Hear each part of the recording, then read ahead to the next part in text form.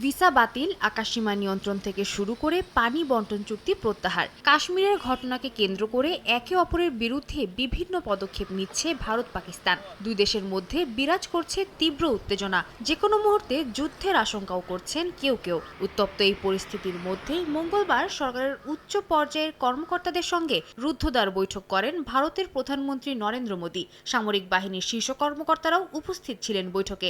এ সময় প্রধানমন্ত্রী নরেন্দ্র মোদী ভারতীয় সামরিক বাহিনীকে যে কোনো পদক্ষেপ নেওয়ার পূর্ণ স্বাধীনতা দেন বলে খবর প্রকাশ করেছে দেশটির সংবাদ মাধ্যম এনডিটিভি। এই ঘোষণার পর বুধবার পাকিস্তানের তথ্যমন্ত্রী আতাউল্লাহ তারার জানান, ৩৬ ঘন্টার মধ্যে পাকিস্তানে হামলা চালাতে পারে ভারত। নির্ভরযোগ্য সূত্রে এমন তথ্য পাওয়ার দাবি করেন তিনি। এ সময় পেহেলগাম ঘটনার সঙ্গে পাকিস্তানের সম্পৃক্ততার অভিযোগকে ভিত্তিহীন বলে আখ্যা দেন তিনি। বলেন, পাকিস্তান এই ঘটনার নিরপেক্ষ তদন্ত চায়। ভিত্তিহীনভাবে সামরিক হামলা চালানো হলে যথাযথ জবাব দেওয়ার হুঁশিয়ারি দেন তারার। পাকিস্তান পুনরায় ঘোষণা করছে, ভারতের যে কোনো ধরনের সামরিক আগ্রাসনের উপযুক্ত ও কঠিন জবাব দেওয়া হবে।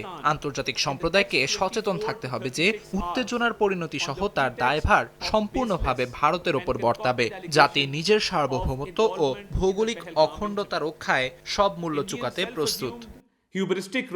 দুই দেশের যুদ্ধের আশঙ্কার মধ্যে টানা ষষ্ঠ দিনের মতো সীমান্তে দুই দেশের মধ্যে পাল্টাপাল্টি গোলাগুলি অব্যাহত রয়েছে বলে খবর প্রকাশ করেছে ভারতীয় সংবাদ মাধ্যম। দেশটির সামরিক বাহিনীর দাবি, অস্ত্রবিরতি চুক্তি লঙ্ঘন করে নিয়ন্ত্রণ রেখার নিকটবর্তী নওশেরা, সুন্দরবানি ও আখনুর সেক্টরে গুলি ছোড়ে পাকিস্তান। প্রতিক্রিয়া স্বরূপ পাল্টা গুলি চালায় ভারতীয় বাহিনী। দুই দেশের পরিস্থিতি স্বাভাবিক করতে তাদের সঙ্গে আলোচনায় বসবেন বলে জানিয়েছেন মার্কিন পররাষ্ট্রমন্ত্রী মার্কো রুবিও। মঙ্গলবার এক প্রেস ব্রিফিংয়ে এ কথা জানান মার্কিন পররাষ্ট্র মন্ত্রণালয়ের মুখপাত্র Tammy Bruce. Thank you, everybody.